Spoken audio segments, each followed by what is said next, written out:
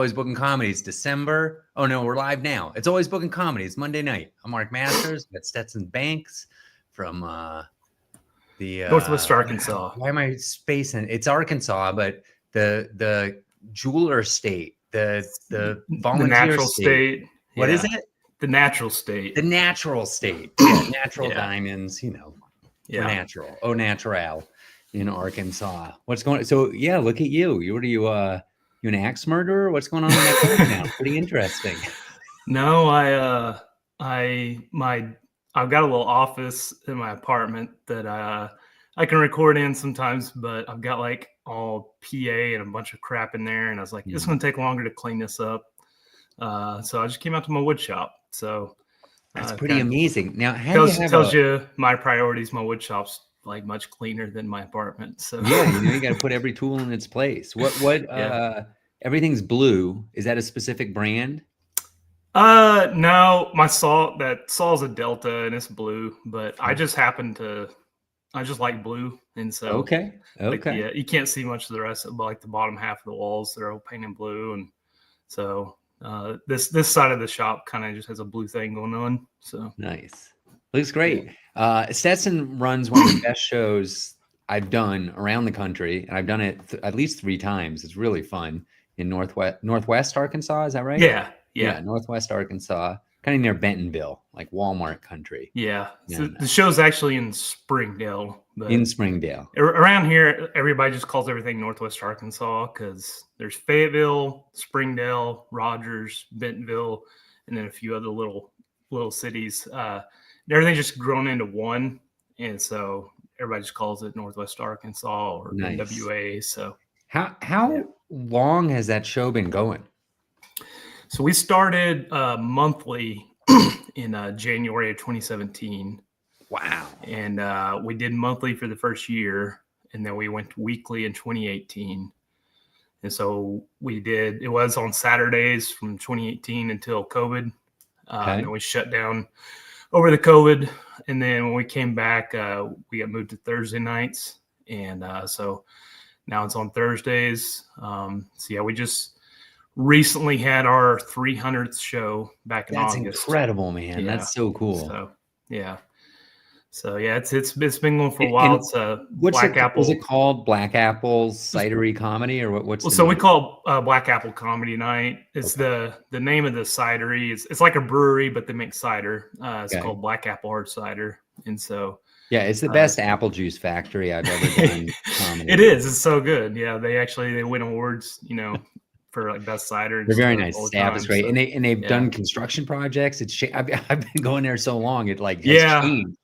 Yeah, they're moving stuff around, and we toured out the big stage and moved the stage around to the other side of the room, and they're trying to expand and do some different things with their space in there. So, but yeah, we can still get 60 to 80 depending on how we set it up. Inside the showroom. So and it fills up. You do a great job marketing. Hats off to them, by the way, for supporting live comedy. Yeah, everybody. If you're in Northwest Arkansas, forget anything in Bentonville. Go over to Springdale and get some cider. Oh no, we got there's good stuff going on everywhere, but we do. Ours has been around for a while. What's that art museum? I went to that art museum. It was fantastic. Oh my gosh, Crystal Bridges. Crystal Bridges. That's why I was thinking of Gems earlier. Yeah, obviously Bentonville is where Walmart's campus is. So there's a lot of money around that, and they've got that the Crystal Bridges, big beautiful art museum there. And then the Fayetteville is south of Springdale. It's got the University of Arkansas. So. Those are the kind of the linchpins in Northwest Arkansas. There's a few other big, Fortune 500 companies like Tyson Chicken and stuff like that. But yeah, that's what the area is kind of known for. So I did a show down in Fayetteville, and I guess that gentleman died. Renaga. Kava he was place. He had a little kava place, and they had a little room in the back, and so they tried a few different things, yoga studio and this and that. And then kind of the last thing he had tried was was make a little bit of a comedy room. It was a killer room. It was a perfect Never had room a for good comedy. Yeah. So I think the front of it was Kava, and it was a franchise, this American Shaman, Kava, and I think that was just a hurdle for a lot of people to get a lot of people in the door. I think if it had just been like a normal bar with that room in the back, I think it would have taken off. But yeah, he tried really hard, and then he ended up passing away, and so I think it's he's a real sweet guy. Yeah, he was. So, is there a go-to show in Fayetteville now? Anything replace that? No, not really. There'll be stuff every now and then. People just kind of do one-offs and stuff. We got a Tuesday night open mic in Fayetteville, and we've had an open mic. I say there's been an open mic in Fayetteville, like a weekly mic, since 2010. So there's been something there every week, but it's been just mostly open mics. Speaking of open mics, I got breaking news announcement here. Okay. I've been waiting 7 years for.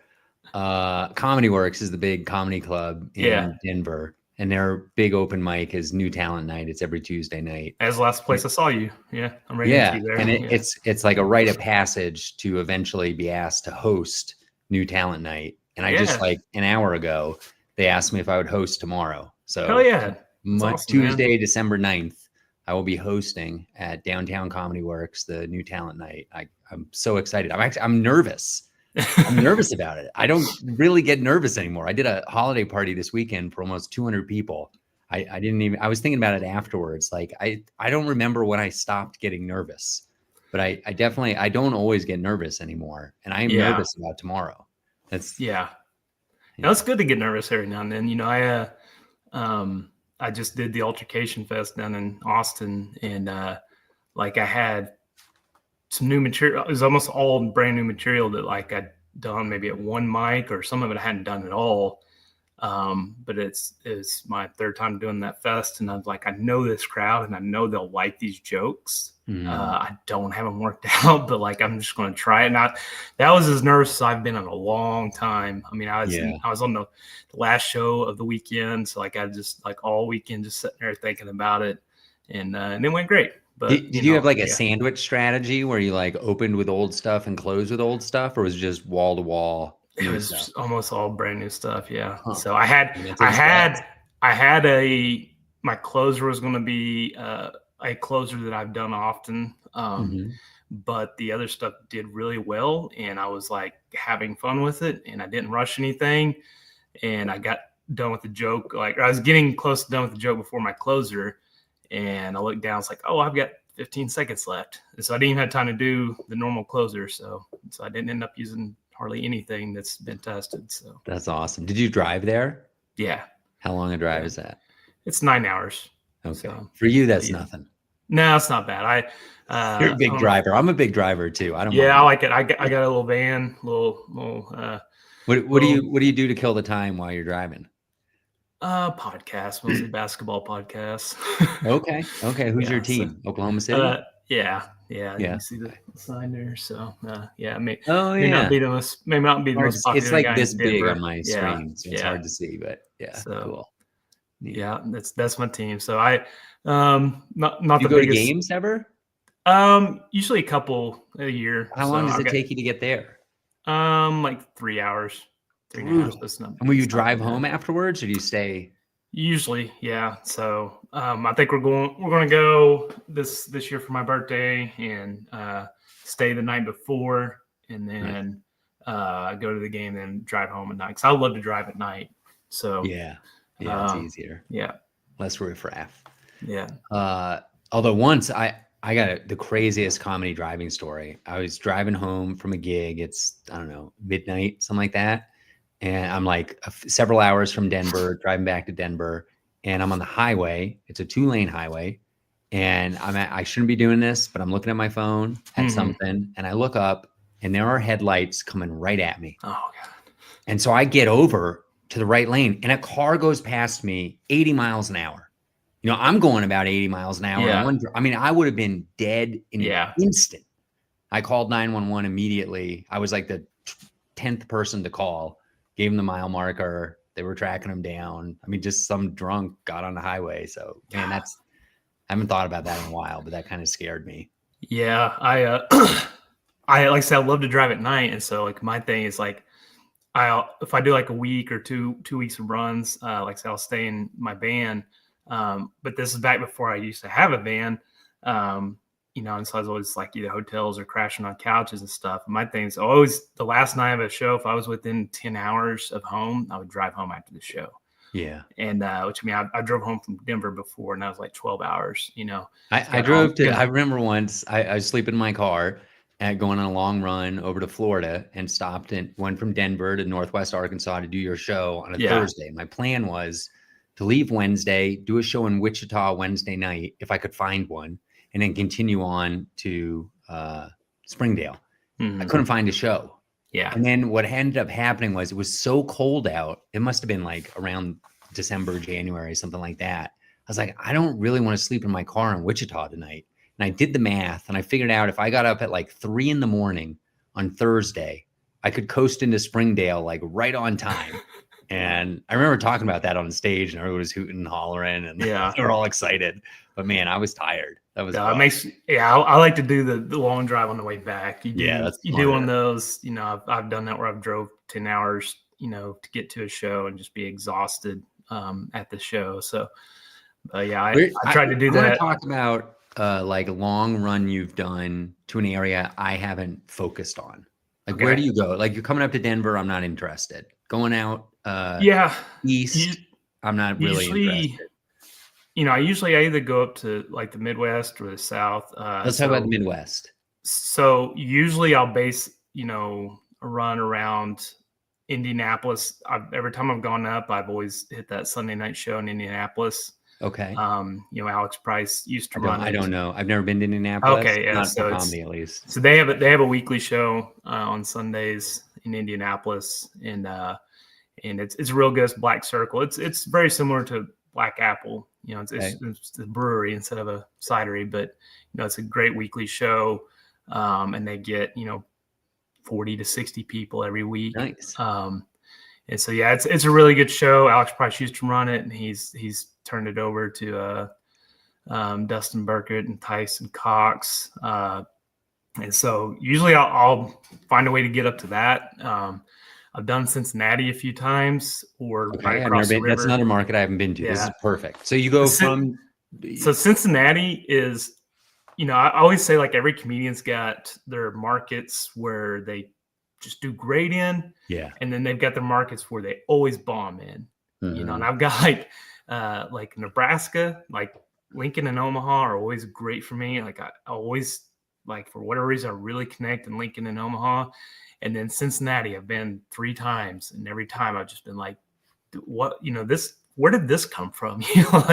So I've done, there's Bombs Away Comedy. They have a venue called the Comet, which is just like this really cool bar. It's just got a side room that they've essentially turned into like a comedy club. And it's awesome. I haven't been there in a while.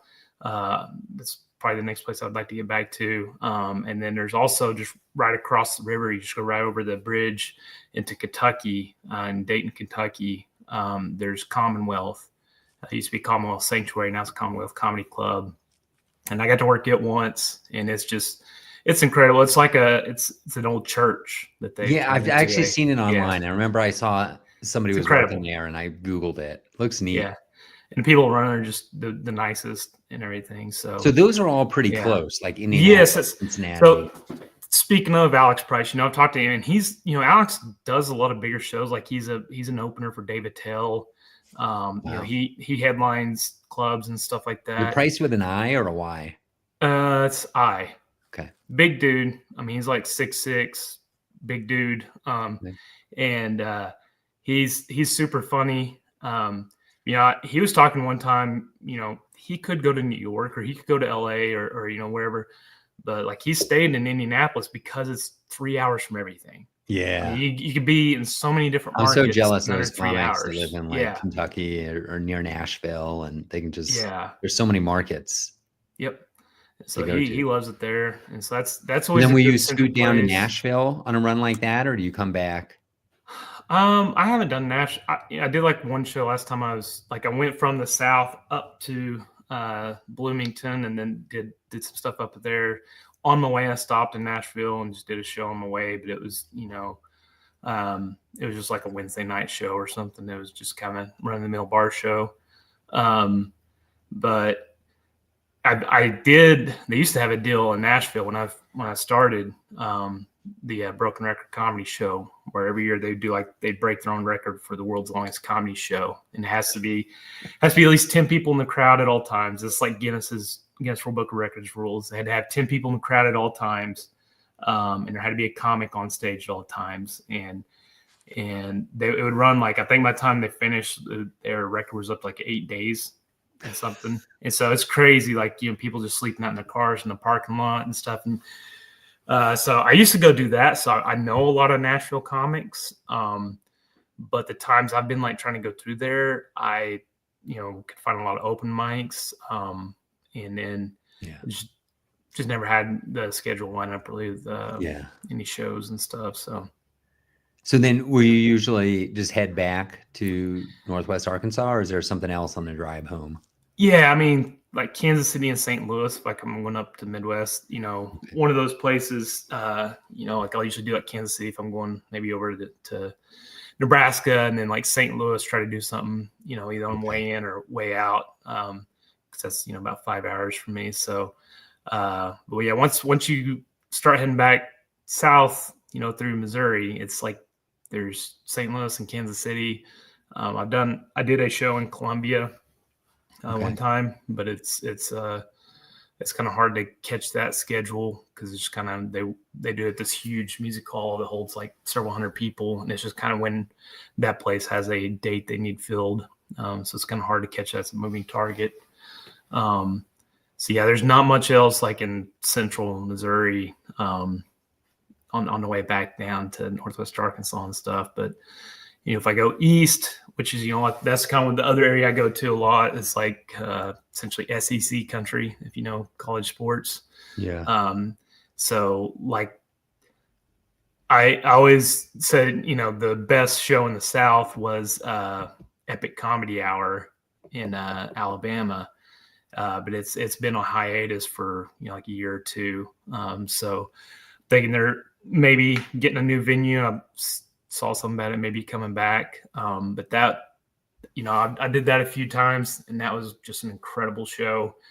And you hit some of these places in the South, you wouldn't think, but it's just kind of like Northwest Arkansas. You have a very, kind of rural conservative state, and then you have these these big cities, and so it's kind of like everybody in the state that doesn't want to live in a rural part moves, and so you get these places. You're Omaha, you're Lincoln in Nebraska, you're in Alabama, you're Tuscaloosa and places like that you'll just find these cool places that people may kind of overlook. But yeah, you can put a run through all those places and have so much fun, and people are always really excited to get out and do stuff. So yeah, it's fun to go through there. Yeah.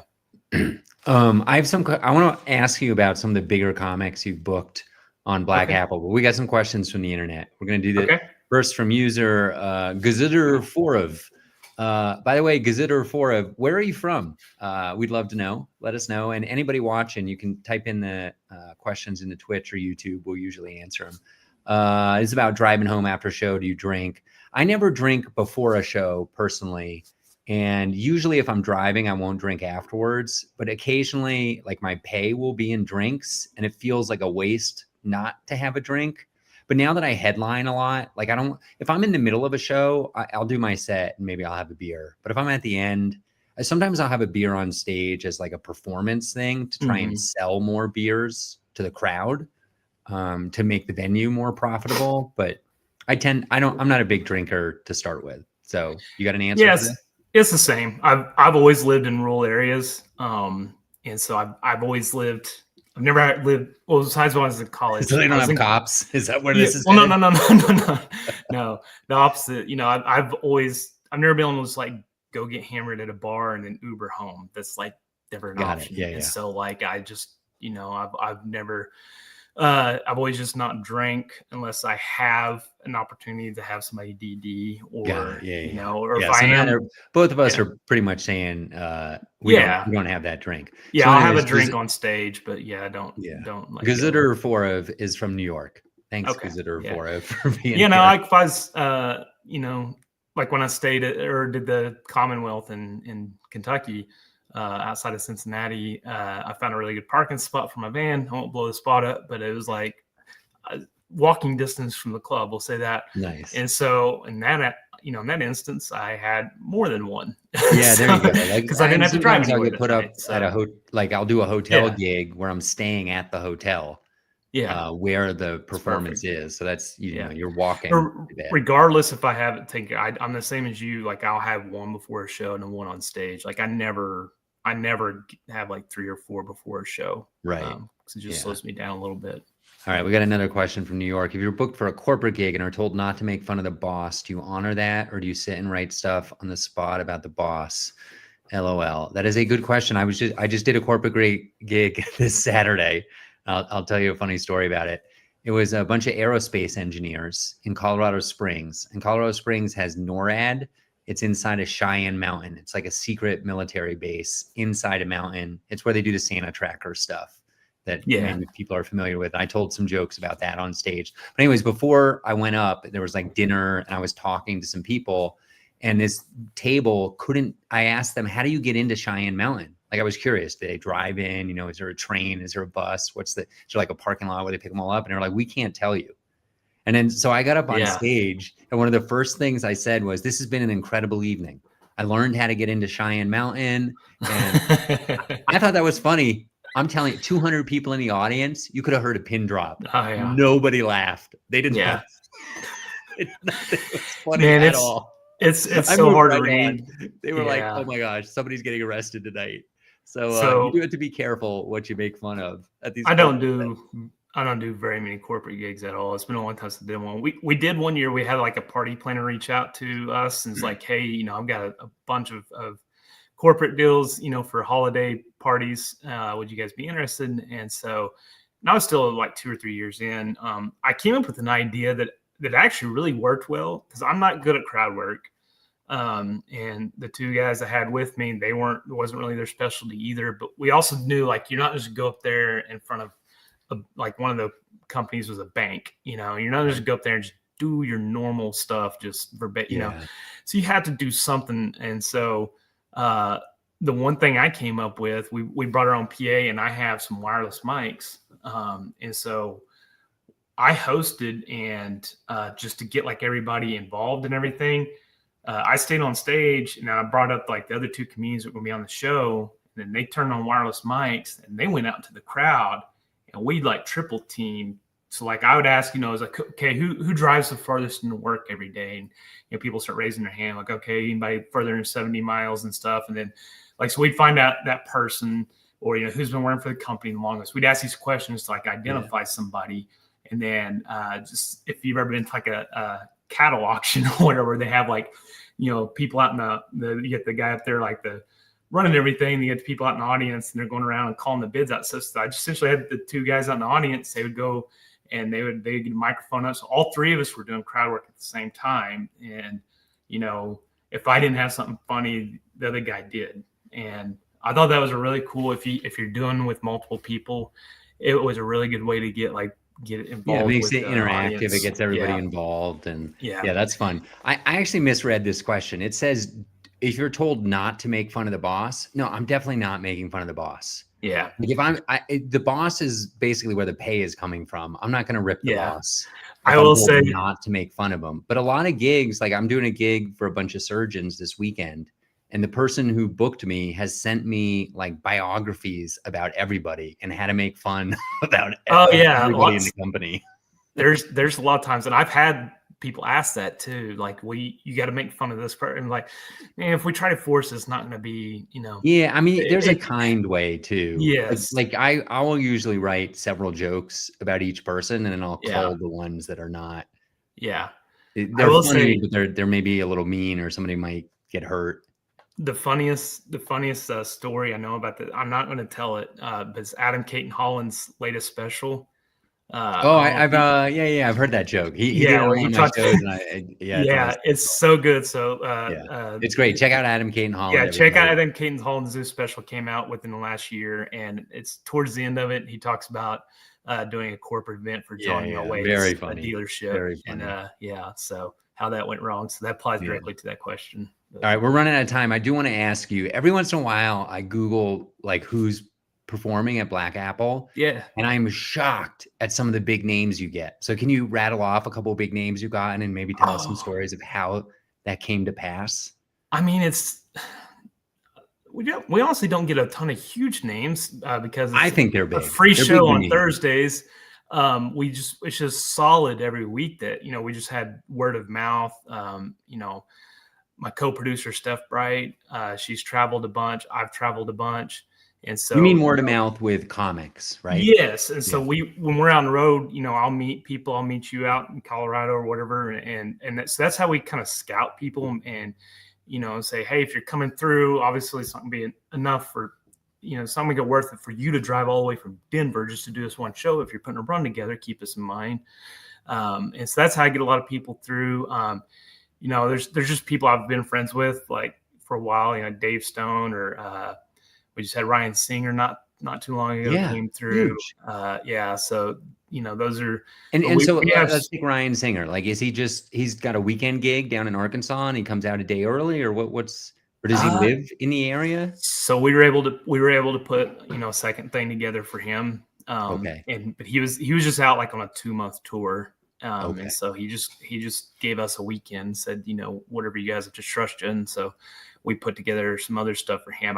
I don't usually do that for, because we just don't have a lot of other stuff to put together. But for like him, we did do that extra mile. But yeah, we get people coming in that it's just there's a lot of people that would be like a lot of times people would be features at a comedy club or something like that. But like because we know them and like I said, we're getting to scout while we're out on the road, and so like I might be out for 2 weeks and see a lot of funny people, but like, I'll see some crushers and I'm like pressure. I'm like, hey, please come do this, And so like, I'm just kind of able to go out and Steph's able to find people too. And she's out on the road.